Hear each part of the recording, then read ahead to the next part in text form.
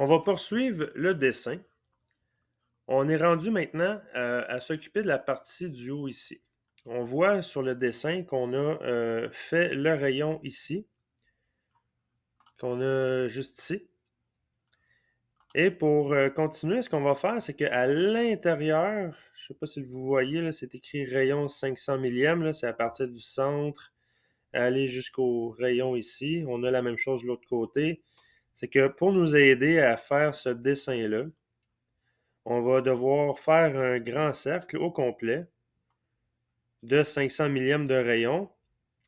Et ensuite, on va pouvoir enlever les lignes qui sont de trop. Quand on va faire le cercle ici, on va placer le cercle. On a le centre du cercle qui est juste ici. Ça veut dire qu'on est par rapport à l'origine pièce. Ici, on a 250 millièmes parce que c'est la même chose qu'en bas, 250 millièmes. 250 millièmes plus 750 millièmes, on est à 1 pouce en Y et évidemment en X, on est à 1 pouce aussi parce qu'on est au centre. Fait que ce qu'on va faire, on va créer notre cercle. On va faire Circle, Center Point. On va s'assurer de choisir le rayon, le radius de 500 millièmes. Si je fais Enter, on voit mon cercle. Et il va nous demander d'entrer le point du centre du cercle. Où est-ce qu'on veut le placer? Et on va utiliser le Auto Fast Point. On va cliquer dessus. Et comme que j'ai dit tantôt, la position du centre en X est à 1 pouce positif. Et en Y, on est à 1 pouce, mais en négatif parce que je suis en bas de l'origine, moins 1 pouce. Et je fais Enter. On voit qu'il s'est placé à cet endroit-là. Et je fais le crochet vert. On va enlever quelques lignes qui sont en trop avec l'outil Divide. En faisant ça, ça va nous permettre de supprimer des lignes qu'on sélectionne. On voit ici là, que quand j'approche mon curseur, ce qui est en pointillé, c'est ce qui va être supprimé, tandis que le jaune pas pointillé, on va le garder. On peut cliquer un peu partout comme ça, là, puis on voit vraiment là, ce qu'on pourrait supprimer en pointillé. Et là, nous, ce qu'on veut faire, c'est, je vais juste agrandir un peu ici. On a dessiné notre cercle qui est juste ici. On veut garder la partie du haut seulement, le côté gauche et le côté droit et le dessous aussi, là, j'en ai pas de besoin. On garde la partie du haut. Je ne veux pas garder la partie droite, alors je clique sur ma ligne, on voit qu'elle disparaît. Je clique à gauche également, comme ceci.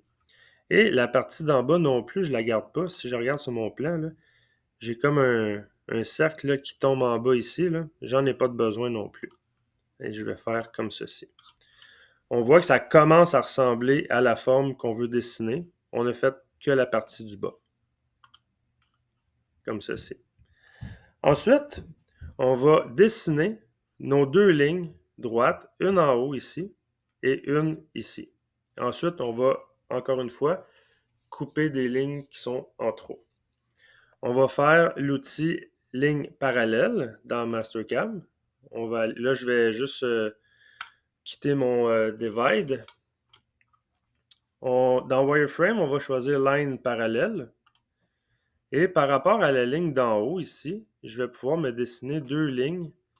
Il y en a une première qui est ici à 250 millièmes.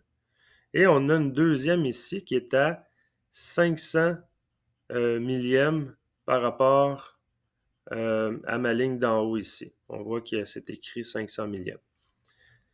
Ce qu'on va faire, on va aller choisir une ligne, la ligne qui est ici. En cliquant une fois dessus, on voit que je peux changer ma ligne soit vers le haut ou vers le bas. Moi, c'est vers le bas que je veux. Je vais cliquer n'importe où vers le bas. On clique. Et là, on va pouvoir écrire la distance de offset du décalement de la ligne que j'ai choisie au préalable. Je vais écrire 250 millièmes, Enter, et on voit que la ligne s'est placée. Je vais faire le crochet bleu pour accepter et refaire une ligne parallèle. Mais à partir de celle-là maintenant, je vais cliquer sur cette ligne-là, je vais descendre vers le bas, je vais cliquer n'importe où. Et là, je vais écrire la distance de 500 millièmes comme ceci. Et ensuite, je fais le crochet vert pour accepter et quitter. On va faire un peu le ménage des lignes. Sur mon plan, on voit que ma ligne ici, c'est l'extrémité de ma forme et j'ai un rayon qui est par-dessus comme ça ici. Et j'ai également des lignes qui dépassent de chaque côté. On va les enlever avec l'outil Divide. On va sélectionner sur l'arc en haut. On voit qu'il est en pointillé. C'est ça qui va être supprimé. On clique comme ça ici et on clique sur les deux lignes, une à gauche et une à droite. Comme ceci. Et ça nous donne cette forme-là ici. On va rajouter les rayons un peu plus tard, mais ça donne notre forme qu'on a voulu faire.